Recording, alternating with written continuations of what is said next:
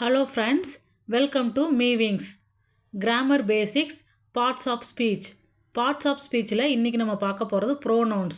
Pronouns அப்படின்னா என்னென்னா பிரதி பெயர்ச்சொல்னு அப்படின்னு அர்த்தம். Pronouns are words that replace nouns to avoid repetition. நவுன்ஸுக்கு பதிலாக யூஸ் பண்ணுறது தான் ப்ரோனவுன். அதாவது திரும்ப திரும்ப அந்த நவுனே ரிப்பீட் ஆகாமல் இருக்கிறதுக்காக தான் நம்ம ப்ரோனவுன் யூஸ் பண்ணுறோம். For example, Ramya is a artist. Ramya Dras the picture. இதில் நம்ம இங்கே ரம்யாவுக்கு பதிலாக ஷீங்கிற வேர்டு யூஸ் பண்ணுறோம். அந்த ஷீ தான் இங்கே வந்து ப்ரோனவுன். டைப்ஸ் ஆஃப் ப்ரோனவுன் எத்தனை டைப்ஸ் இருக்குன்னா, personal pronoun, subject pronoun, object pronoun, possessive pronoun, demonstrative pronoun, interrogative pronoun, relative pronoun, reflexive pronoun, intensive pronoun, indefinite pronoun, reciprocal pronoun. First நம்ம பார்க்க போகிறது personal pronoun. Simple pronouns that are use to substitute proper names. அது ப்ராப்பரான ஒரு நேமுக்கு பதிலாக use பண்ணக்கூடியதான் personal pronoun. இது வந்து subject pronoun சொல்லலாம். இது வந்து ஃபர்ஸ்ட் பர்சனுக்கு ரெண்டு இருக்குது, I singular, we plural. Second பர்சனுக்கு யூ சிங்குலரும் இது யூ தான், ப்ளூரலும் யூ தான். தேர்ட் பர்சனுக்கு ஹீ சி இட் சிங்குலர், தேனா plural. It performs the action in a sentence. இது வந்து ஆக்ஷன் உரிய சென்டென்ஸை பெர்ஃபார்ம் பண்ணக்கூடியது, அது சப்ஜெக்ட் ப்ரோனவுன். ஓகேங்களா, ஒரு எக்ஸாம்பிள் பார்ப்போம். ஜிம்மி சேஸ்ட் த பால். இந்த ஜிம்மிங்கிறது ஒரு டாகு, பாலை சேஸ் பண்ணுது. அப்போ டாகுக்கு வர ப்ரோனவுன் இட்டு. இது தேர்ட் பர்சன் சிங்குலர். ஓகேங்களா. Then the boys are playing basketball. பசங்க பேஸ்கெட் பால் விளையாடுறாங்க. அப்போ they are playing basketball. இது தேர்ட் பர்சன் ப்ளூரல். பசங்களுக்கு தே வருது. Object pronoun. ஆப்ஜெக்ட் ப்ரோனவுன்னா receive the action in a sentence. ஒரு வேலை நடக்குன்னா அதனால் யார் பயன்படுறாங்களோ அதான் ஆப்ஜெக்ட் ப்ரோனவுன். அது வந்து me, us, you, him, her, its, them. இது வந்து வெர்புக்கு அடுத்து வரும் ஆப்ஜெக்ட் ப்ரோனவுன்ங்கிறது. இதோட எக்ஸாம்பிள் பார்ப்போம். Did you like the movie. The movie இது வந்து ஆப்ஜெக்ட்டு, அதுக்கு யூஸ் பண்ணுற ப்ரோனவுன் வந்து இட்டு. இட்டு வந்து ஆப்ஜெக்ட் ப்ரோனவுன்னா இங்கே ஆக்ட் ஆகுது. Next, can we meet Ram and Arun. Ram and அருண்ங்கிறது ஆப்ஜெக்ட்டு, அதுக்குரிய ப்ரோனவுன் வந்து them. Can we meet them. தெம்ங்கிறது ஆப்ஜெக்ட் ப்ரோனவுன்னா இங்கே ஆக்ட் ஆகுது. நெக்ஸ்ட் வந்து possessive pronoun. Pronouns that are used to show possession. தன்னுடைய பொசஷன் ஓனர்ஷிப்பை குறிக்குது. My, mine, our, ours, your, yours, his, her, hers, it, their. இதெல்லாம் வந்து பொசசிவ் ப்ரோனவுன். அதுக்கு எக்ஸாம்பிள் என்னென்னா, it is Ram's pet cat. இது ராமுடைய பெட் கேட்டு. அது ராம்ஸ்கிறதுக்கு என்னுடைய பொசசிவ் ப்ரோனவுன்னா ஹிஸ் பெட் கேட்டு. ஹிஸ்ஸுங்கிறது இங்கே பொசசிவ் ப்ரோனவுன்னா ஆக்ட் ஆகுது. நெக்ஸ்ட் வந்து is that your car. Your காருங்கிறது யுவர்ஸாக மாறுது. Is that yours. யுவர்ஸுங்கிறது இங்கே பொசசிவ் ப்ரோனவுன். நெக்ஸ்ட்டு வந்து demonstrative pronoun. Pronouns that are use to point to specific object. ஒரு ஸ்பெசிஃபிக் ஆப்ஜெக்ட் பக்கத்தில் இருக்கா தூரத்தில் இருக்கா அதை பொறுத்து நம்ம அந்த ப்ரோனவுனை சொல்லலாம். This, these, that, those. Singular and plural அந்த வகையை நம்ம பிரிக்கலாம். இதோடைய எக்ஸாம்பிள் பார்த்தீங்கன்னா, this is a computer. The computer இது பக்கத்தில் இருந்தால் திஸ் இஸ் ஏ கம்ப்யூட்டர். ஒன்று இருக்கிறனால திஸ்ன்னு சொல்கிறோம். இது தீஸ் ஆர் ட்ரீஸ். பக்கத்தில் இருக்குது, நிறைய ட்ரீஸ் இருக்கிறதுனால தீஸ்ன்னு சொல்கிறோம். That is my house. House வந்து தூரத்தில் இருக்குது, ஆனால் ஒன்று இருக்கிறதுனால தட் இஸ் மை ஹவுஸ்ன்னு சொல்கிறோம். Those are trees. ட்ரீஸ் ரெண்டு இருக்குது, தூரமாக இருக்குது, அதனால் தோஸ்ன்னு நம்ம சொல்கிறோம். நெக்ஸ்ட் வந்து இன்ட்ராகேட்டிவ் ப்ரோனவுன். கொஷின் கேட்குறதுக்காக யூஸ் பண்ணக்கூடிய ப்ரோனவுன் தான் இன்ட்ராகேட்டிவ் ப்ரோனவுன். அது வந்து who, what, when, why and where.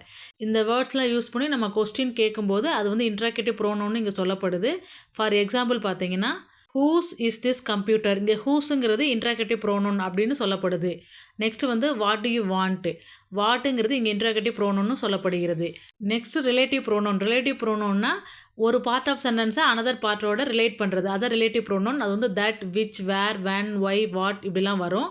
For example பார்த்தீங்கன்னா, Sheela who is a teacher also works as a social worker. இங்கே ஹூங்கிற வந்து ஷீலாவை குறிக்குது. அந்த ஹூ வந்து ஷீலாவை ரிலேட் பண்ணுறதுல relative pronoun. The car that was stolon last month was found in A river. இங்கே தட்டுங்கிறது காரை குறிக்கிறது. அந்த தட் வந்து காரை ரிலேட் பண்ணல, இது ரிலேட்டிவ் ப்ரோனவுன்.